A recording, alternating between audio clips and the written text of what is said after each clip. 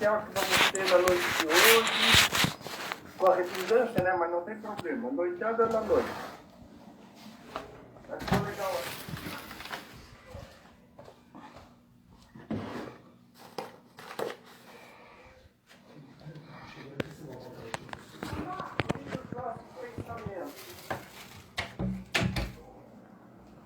Ligados ao mestre amigo,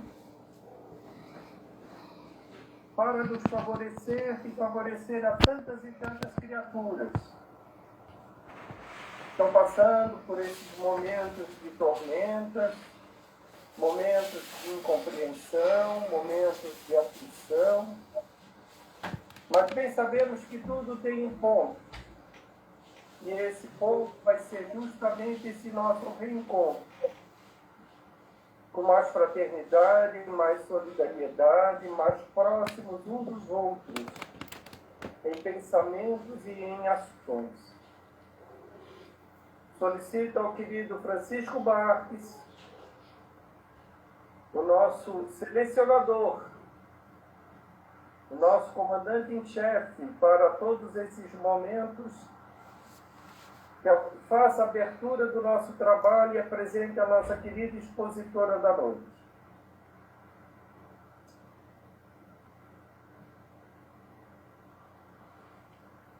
Boa noite a todos.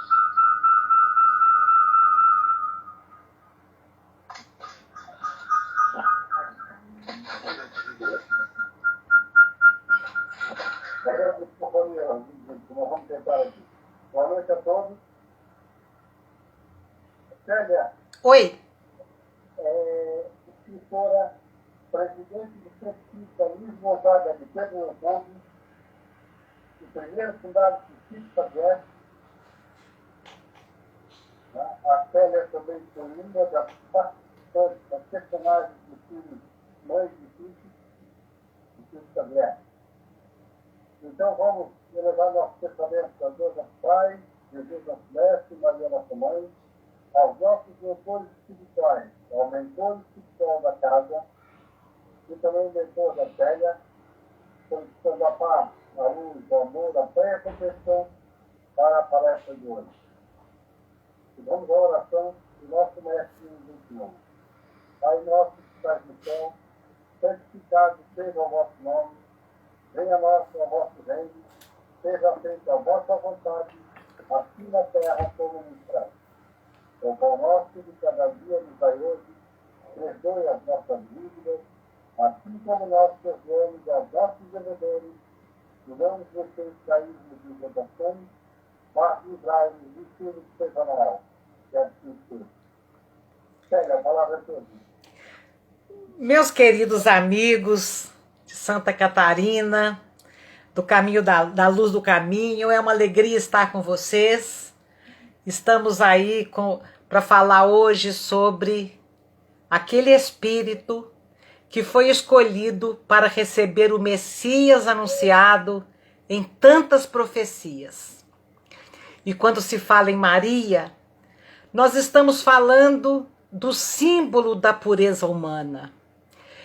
Ela vivia numa sociedade estritamente patriarcal e mesmo assim ela consegue ocupar o seu espaço, se fazendo presente na vida do filho, se fazendo presente na história sagrada. Então é com muita alegria que eu trago algumas reflexões sobre Maria de Nazaré para esses irmãos tão queridos aí de Palhoça, em Santa Catarina. A Maria vai simbolizar para nós, desde sempre, o sentimento da maternidade plena e universal. Ela sofreu muitas dores e ela acompanhava o filho amado junto com outras mulheres que a Bíblia chama de mulheres piedosas. E essas mulheres naquela época, elas tinham que respeitar os costumes e ficar assim num distanciamento razoável, né, dos homens. Então elas ficavam numa posição bem discreta, respeitando esses costumes.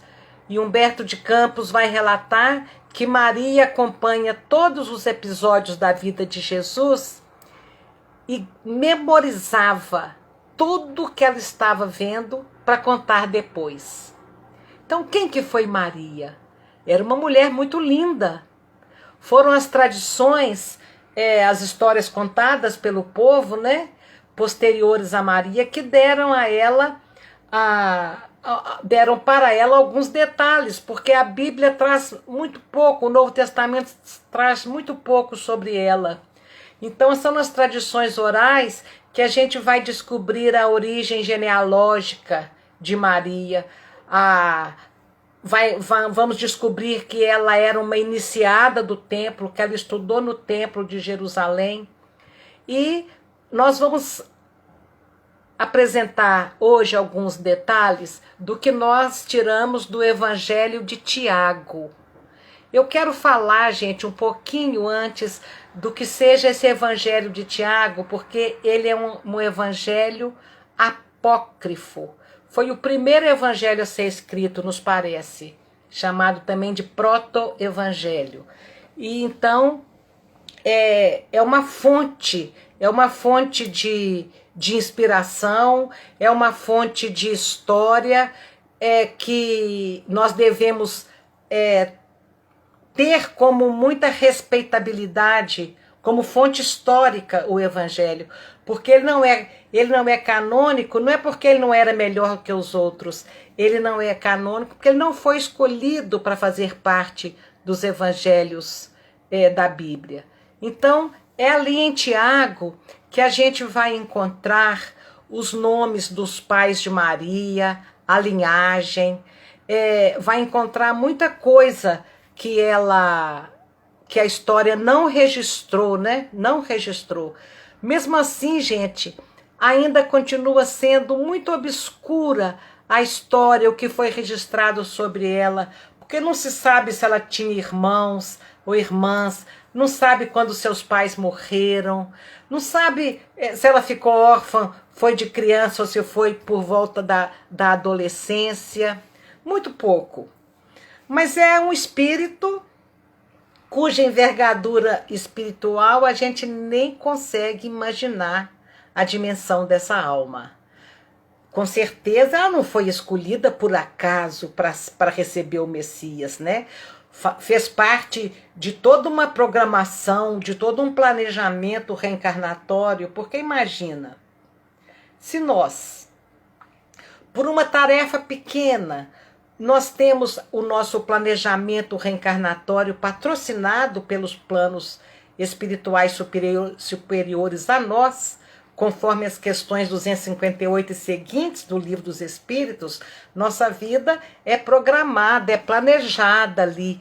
A gente escolhe as provas e todas as condições. Imagina se Maria não teria também esse planejamento, né? Então, com certeza, ela fez parte de um grande projeto de Deus, as pessoas que seriam os pais de Jesus aqui na Terra. Então, ela casou-se com um homem notável. José foi um homem notável. Numa sociedade de supremacia exclusivamente masculina, conforme a gente disse, José vai simbolizar ali, naquele contexto, um modelo de discrição, de obediência, de confiança em Deus. Então, José era o pai que deu a Jesus uma estrutura familiar para que ele pudesse desenvolver na sua fase infantil.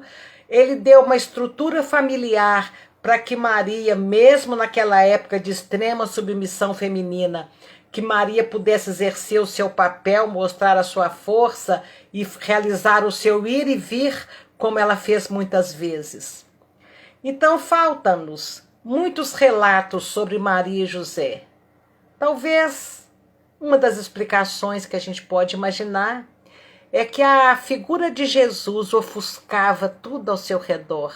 Então, não sobrava, né, muito para se falar de outras coisas, de outras pessoas, né? Tanto é que Lucas tangencia rapidamente que Maria era uma simples mulher do povo, morava em Nazaré, era uma mulher de fé, muito sensível, e muito preocupada com as necessidades do povo.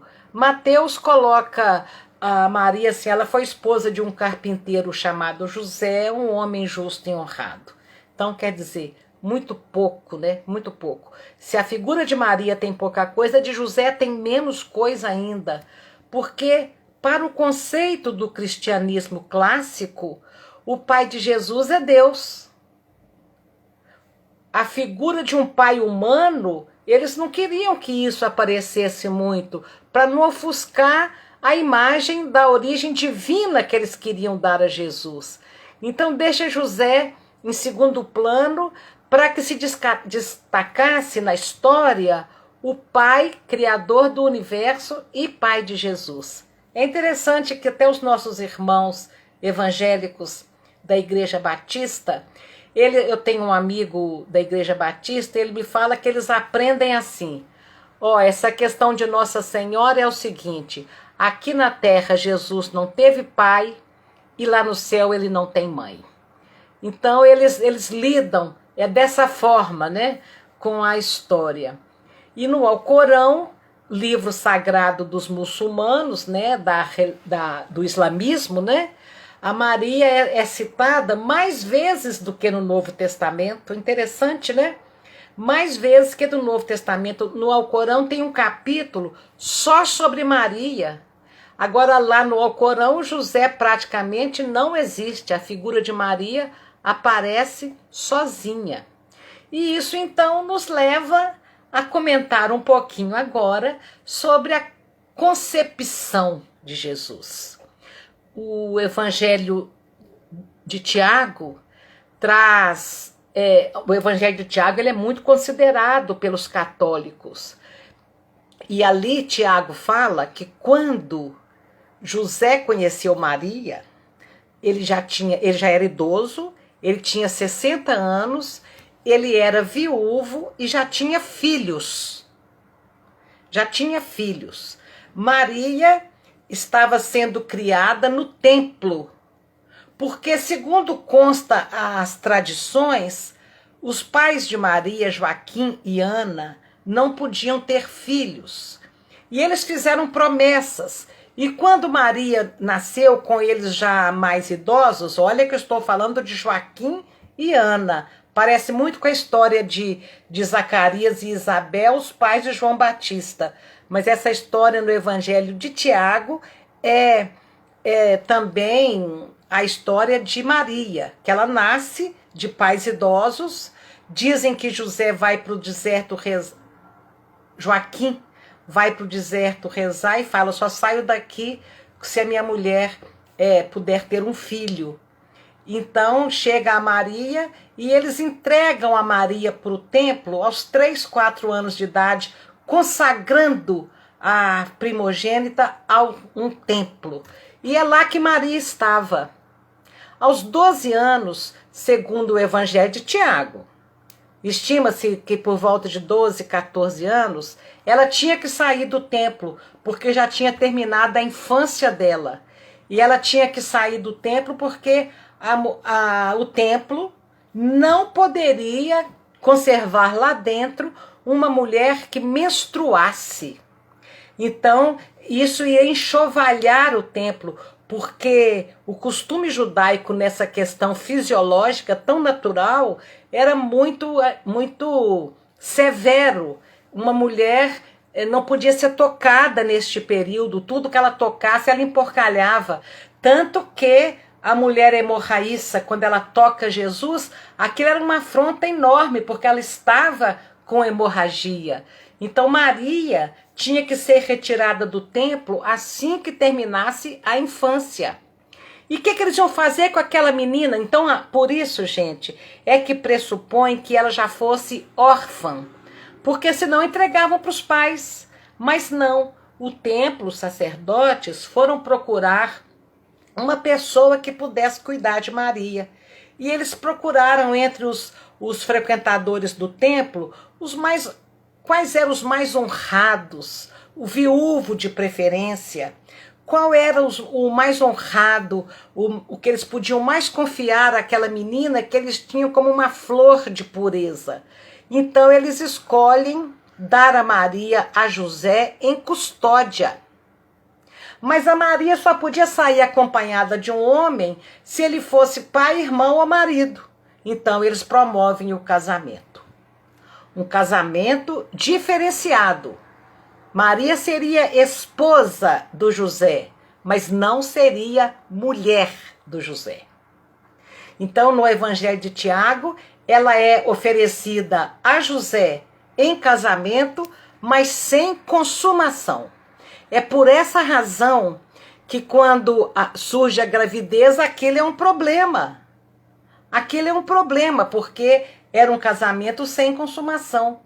Eu fiquei fazendo uma comparação, gente, quando a gente assiste, eu assisti uma série sobre a nobreza inglesa, e lá um casamento, por exemplo, é contratado quando a menina tem 9 anos. E ela vai, com todo aquele cerimonial, para o castelo do futuro marido, para acabar de amadurecer lá, é criada lá. Então ela é casada, mas espera toda aquela maturidade fisiológica para o casamento se consumar. Então eu acho que aí o caso de Maria é um pouco em cima desse costume de ter um casamento sem consumação, pelo menos durante algum bom tempo.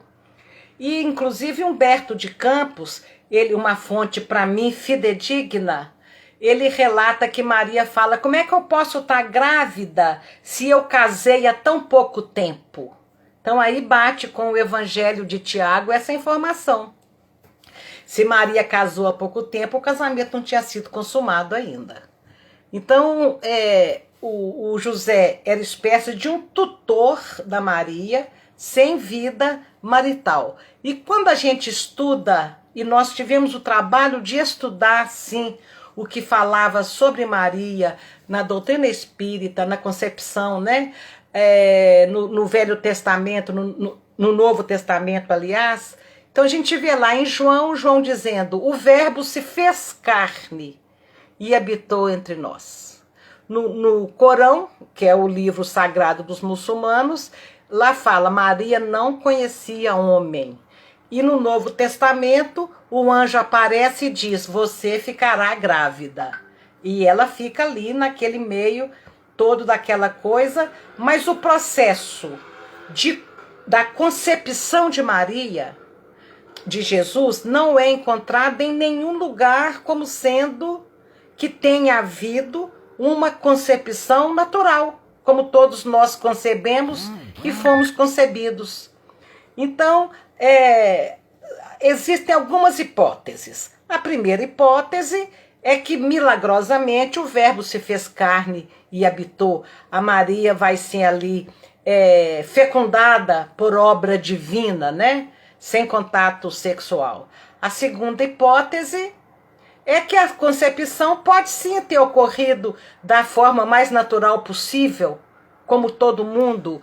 E a razão está a nos dizer que pode ter acontecido sim dessa forma. E foi criada toda uma mística em torno dessa concepção, porque queriam que o Jesus fosse filho de Deus, como ele seria filho de Deus, mas só de Deus. A terceira hipótese, alguns estudiosos levantam para a concepção, é que mesmo que tenha sido um processo natural, a espiritualidade poderia ter plasmado um espermatozoide diferenciado, o que não seria impossível, porquanto desnecessário. Nós não temos informação cabal sobre essa concepção. Cristo é um espírito elevadíssimo e poderia ter sido concebido por obra divina, simplesmente, por um ajeitamento de um espermatozoide diferenciado. Claro que poderia, mas o corpo de Jesus, segundo nos ensina a doutrina espírita, o corpo de Jesus não é e não foi diferente do nosso. Porque se o corpo de Jesus fosse um corpo carnal diferenciado, automaticamente ele foi também concebido de forma diferente. Mas se o corpo dele é igual ao nosso, automaticamente ele pode ter tido a mesma origem nossa.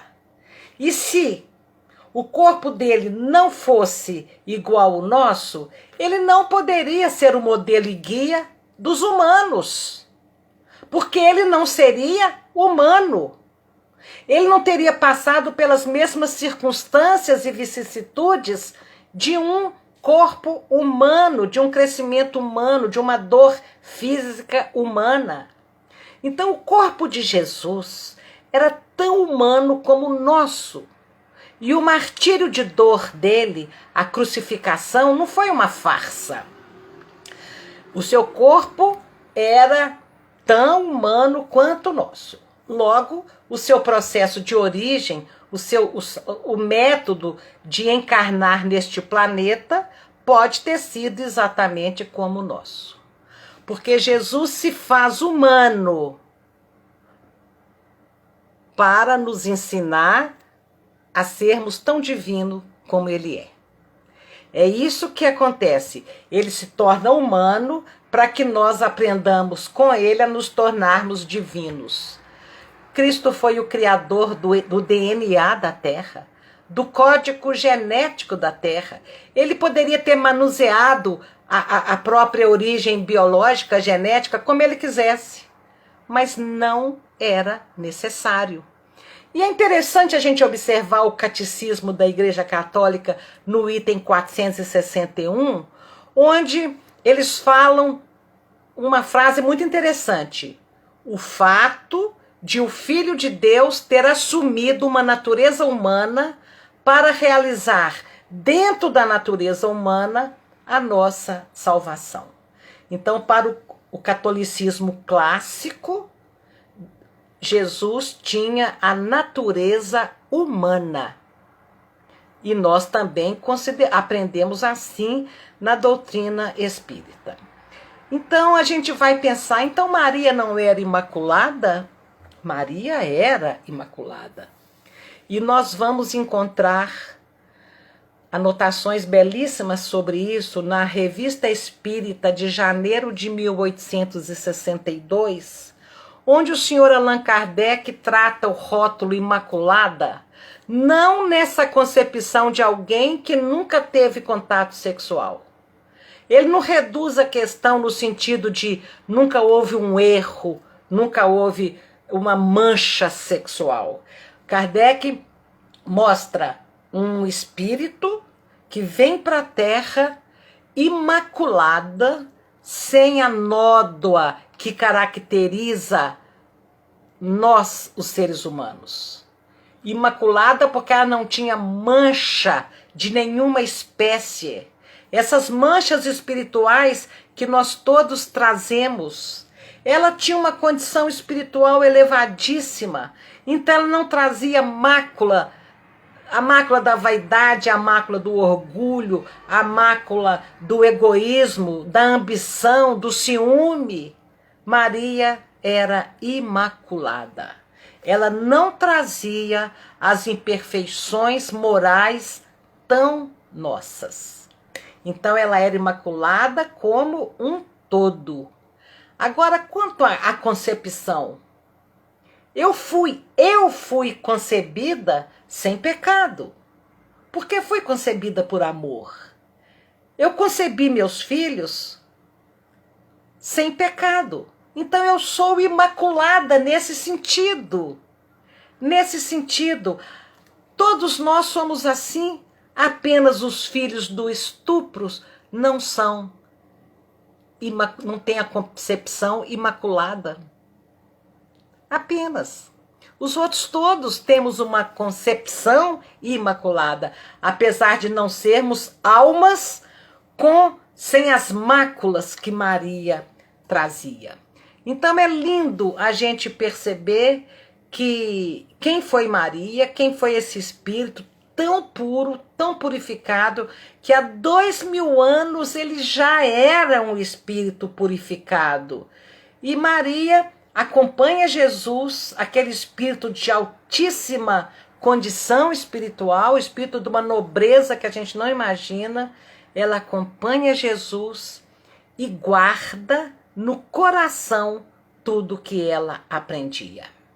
Ela tinha um coração disposto a fazer a vontade do Pai, seja qual fosse, com sacrifício ou com sofrimento. Ela diz: eis aí a tua serva. Então nós também precisamos de aprendermos a guardar no coração tudo que nós temos aprendido para ser usado nesses tempos de agora tão desafiadores. Guardar o evangelho no coração e agir de acordo com esse evangelho. Porque nós somos arrastados pela rotina, pelas circunstâncias, e a gente não para refletir o que nos move, quais são as emoções que estão nos conduzindo nessa vida. Como é que a gente vai estabelecer aquela confiança em Deus de que diante dos desafios da vida a gente se prosternar humildemente e dizer: eis aqui a sua serva. Então aprender com Maria é aprender a se entregar totalmente à vontade de Deus. E isso que a gente tem que aprender com Maria. Eu agora, meus queridos, parto para uma questão, se me permitem, mais particularizada um pouquinho da história de Maria. Em meu primeiro contato com Chico Xavier, após a desencarnação do meu filhinho de 3 anos, em 1983, essa história está lá no filme As Mães de Chico Xavier, do menininho que cai da garupa da bicicleta. Ele diz para mim assim: minha filha, você é uma privilegiada, porque para você a dor chegou depois do evangelho. Você não imagina o que passam as mãezinhas em que a dor chega primeiro. Você é uma privilegiada, para você a dor chegou depois do evangelho. Sofrem muito as mãezinhas que a dor chega primeiro. O que Chico queria dizer com isso? Evidentemente, ele não estava dizendo que as pessoas não encontrariam consolo se buscasse uma religiosidade mais profunda apenas depois de uma perda, de um problema que quer ver resolvido. Claro que em qualquer momento em que nós batermos as portas de Jesus, Jesus abrirá para nós essas portas. O que Chico estava me dizendo é que tudo que eu havia estudado da doutrina espírita, porque nasci numa família espírita, tudo que eu havia aprendido na doutrina espírita, por sorte minha, estava no meu coração, me sustentando para que a minha dor não se transformasse em desespero, em revolta, em culpa. Esses acessórios terríveis que a gente acrescenta tão desnecessariamente ao luto. Então, ao revisitar essa passagem da vida de Nossa Mãe Santíssima, no momento da perda, no momento que ela perde o filho amado, eu vi como que o exemplo de Maria me sustentava na porta do CTI, por 2 vezes com meus filhos e por tantas vezes com outros entes queridos, tão queridos, meus pais, meus irmãos, meus sobrinhos. Como é que o exemplo de Maria havia me sustentado quando eu vivi o meu calvário particular de suplicar a Deus pela recuperação, pela saúde dos meus filhos, e mesmo assim vê-los partir, sem que isso abalasse 1 milímetro sequer da fé que eu tinha em Deus, da confiança que eu tinha em Deus. o exemplo maravilhoso de Maria não estava no meu cérebro consciente. Eu não me lembrava exatamente desta lição que vou passar agora para vocês, deste texto, dessa história que eu vou passar para vocês. Eu não lembrava, mas este exemplo dela e os outros aprendizados estavam dentro do meu coração, alicerçando toda a minha coragem no momento de dor, para que a minha dor fosse sem sofrimento, porque é diferente. Dor e sofrimento são coisas diferentes. A dor nos alcança, inevitavelmente, não depende da nossa vontade, mas o sofrimento é escolha. Então você tem 1000 maneiras de passar por uma dor. Então, em Lázaro Redivivo, nós vamos encontrar Humberto de Campos, pesquisando os arquivos do mundo espiritual. Ele diz que Maria,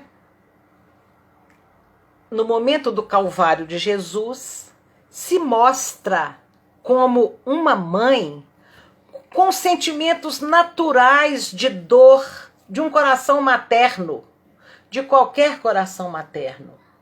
E Maria, ela acompanha a vida pública de Jesus, mas então ela acompanha também o suplício, a prisão, o julgamento, a crucificação, o sepultamento. Ela acompanha aquilo tudo. Alguém emprestou para ela uma casinha muito pobre nas cercanias desses acontecimentos. João Evangelista, o discípulo amado, estava sempre ali com ela, ajudando, dando um apoio, né? E Jesus preso. Então, João vai na casinha onde a mãe de Jesus estava e anuncia para ela a detenção de Jesus. Ele foi detido lá no morro hoje. Então ela recolhe-se em preces e roga a Deus que poupe a vida do filho dela. Daí a pouco João chega com novas notícias. Olha, levaram o Jesus e agora ele foi encarcerado. Ela entra em prantos e continua a oração e tenta visitar o filho. Quer dizer, uma coisa muito natural. Seu filho foi preso, você vai lá e tenta visitar o filho. E ela vai. Mas os guardas não deixam que ela se aproxime. Nisso já era noite alta. E João volta à casinha modesta em que ela estava, dizendo a ela que os sacerdotes haviam acusado Jesus e Pilatos entregara Jesus a Herodes. E João dá uma notícia terrível para ela. João diz, olha, Jesus está sozinho, não tem ninguém para defendê-lo.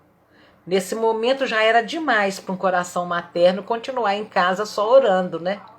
Então ela se cobre com o manto e vai atrás dele, coração aflito, sempre, sempre, sempre em rogativas aos céus. Ela tinha esperança, porque ela pensava assim, que o filho dela merecia sair ileso de toda aquela balbúrdia, porque ele precisava de continuar aquela missão sublime que ele havia começado. E Maria Madalena vai junto com Maria de Nazaré. E quando elas chegam no palácio de Herodes, elas chegam a tempo de assistir aqueles sarcasmos, né? Aquele sofrimento todo. Jesus já estava com a coroa de espinhos, o seu rosto sangrava, né? O sangue caía pelo seu rosto. E Maria, então, se aproxima para tirar aquela coroa da testa do filho. E naquele momento, Jesus olha para Maria. O mais significativo olhar de toda a sua existência. E naquele momento, Maria percebe o que Jesus estava lhe pedindo em oração. E, com aquele silêncio ali. Jesus olha para Maria e ela entende que a única coisa que ele esperava dela era que ela continuasse orando, esperava que ela silenciasse e confiasse em Deus. Olha as 3 coisas que Jesus pede a ela: oração, silêncio e confiança em Deus. Quem trabalha com atendimento fraterno na casa espírita sabe que as mães chegam desesperadas porque o filho partiu, porque o filho está preso, porque o filho está viciado em drogas, porque o filho está em depressão, porque o filho tentou suicídio. E as mães falam: eu não posso fazer nada para ajudar meu filho, o que que eu faço? E aí Jesus deu a receita, gente, olha: oração, silêncio e confiança em Deus. E Maria, ela continuava confiando em Deus, mas em prantos. Pilatos lava as mãos e Jesus é condenado por aquela turba, né? Num processo de obsessão coletiva, né? E Maria então acompanha a via sacra. Jesus, vergado ao peso da cruz, quase cai e mais uma vez Maria, se entregando ao instinto materno, ela se adianta para poder ajudá-lo, mas mais uma vez os soldados não deixam que ela se aproxima. Então ali ela vive uma das situações mais dramáticas que uma mãe pode viver, que é essa de ver o filho sofrer e não poder fazer exatamente nada, além do muito que significa o silêncio para não vibrar em faixas negativas de reclamação, a oração e a confiança em Deus. E Maria fica ali vendo todo aquele processo, gente. Naquele momento, ela tinha estudado as leis. Mulher não estudava as leis, mas a Maria tinha estudado. E ela conhecia a história do seu povo. Ela conhecia a história de Abraão. E ela lembra que Abraão vai sacrificar o filho a Deus e no último momento Deus poupa a vida do filho de Abraão. E Maria pensa então que Jesus também poderia ser poupado. Ela pensa que aquilo também poderia acontecer com Jesus e ela pede a Deus aquilo. Ela não tinha respostas para aquele sofrimento. Ela perguntava por que eles estão fazendo isso. Então um coração materno, né? Naquele momento era a mãe de Jesus, né? Ela se sentia desalentada, se sentia ferida, achava injusto. O que ele fez por merecer isso? Ele não fez nada, ele só fez o bem. E ela fica pensando na glória que foi a anunciação, ela revive tudo aquilo e espera pelo melhor. Jesus é colocado na cruz. E ele conversa com João e com ela, entregando um ao outro. E ali no Gólgota, de frente para ele, Maria estava ali, acompanhada de uma prima dela, Maria de Cleófas e Maria de Magdala, que a tradição chamou de as 3 Marias, né? Os astrólogos até chamaram assim as estrelas que formam a constelação de Órion, né? As 3 Marias. E elas ali olhando, e ela pensava que profundos desígnios haviam conduzido o seu filho adorado à crucificação. Em seu íntimo, ela dizia, ela já imaginava assim que os desígnios de Deus eram insondáveis, mas que deviam ser justos. E ela já começava a se dizer que ela precisava aceitar aqueles acontecimentos, porque com certeza aqueles acontecimentos significariam a redenção de todos nós.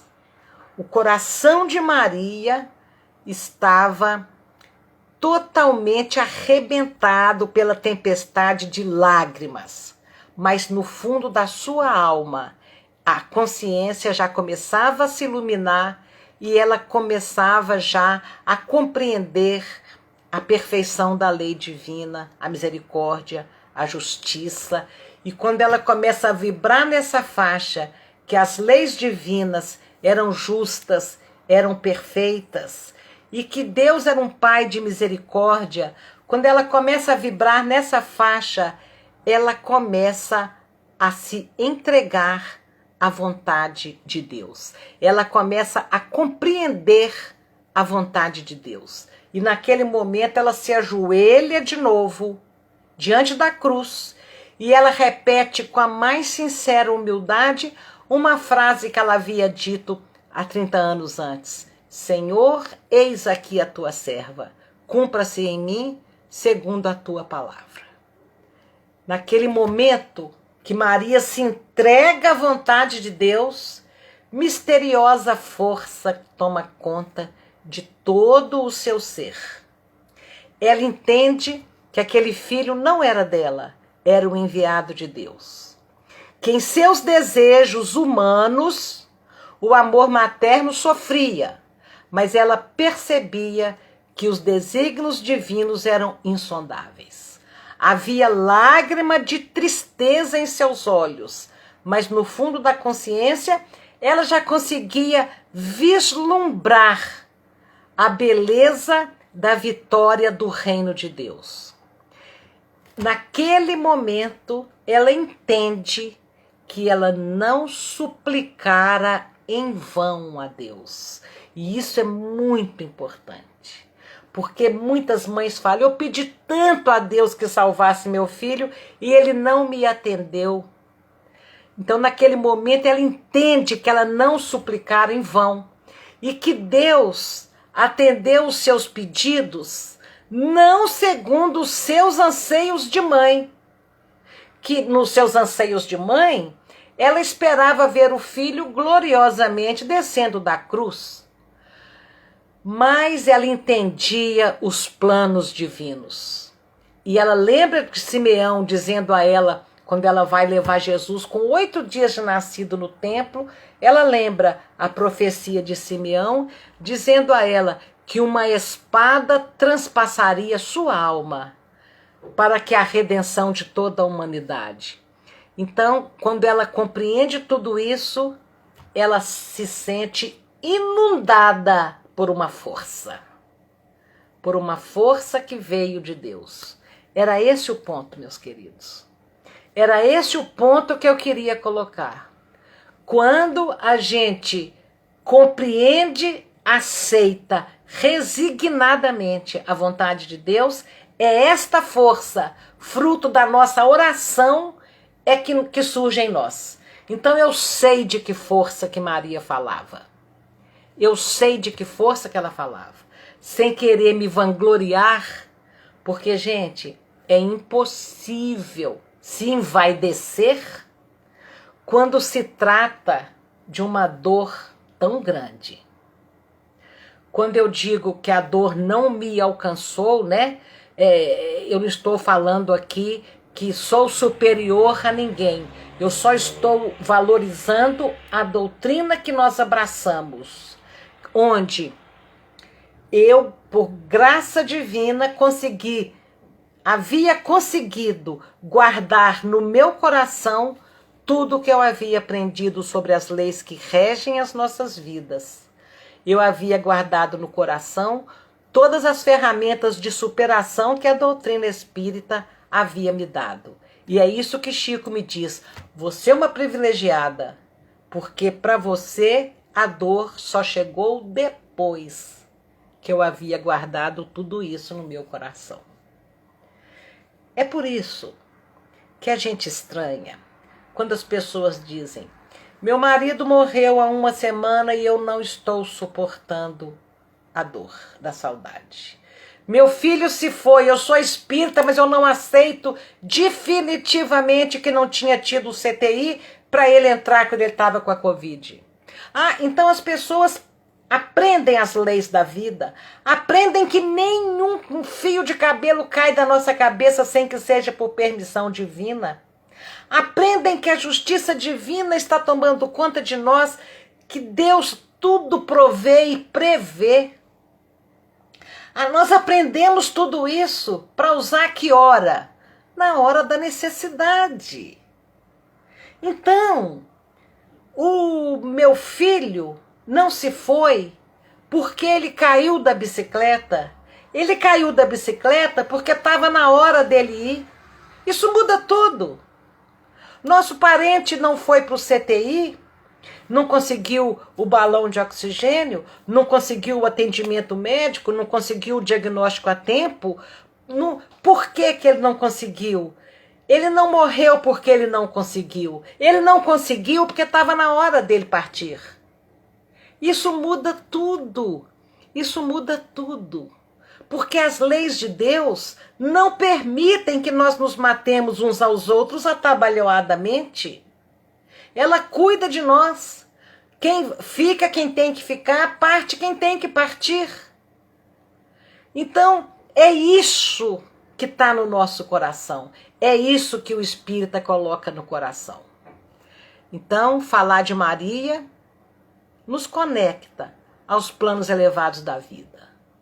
Falar no nome de Maria, cantar uma Ave Maria, é cantar o amor direcionado a toda a humanidade. É cantar a subserviência mais linda que nós podemos ter. Maria torna-se a mãe de toda a cristandade. Ela torna-se a nossa Mãe Santíssima. E é nessa adoção sublime que ela nos dá o maior presente que ela poderia nos dar, que ela nos dá Jesus como nosso irmão.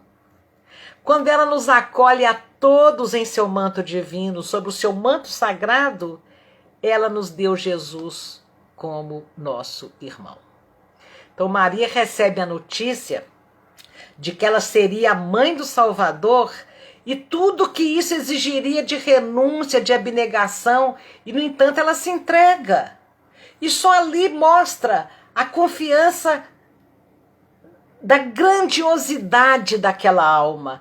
Ela era uma jovem de 15, 16 anos. No entanto, ela se entrega aos planos divinos.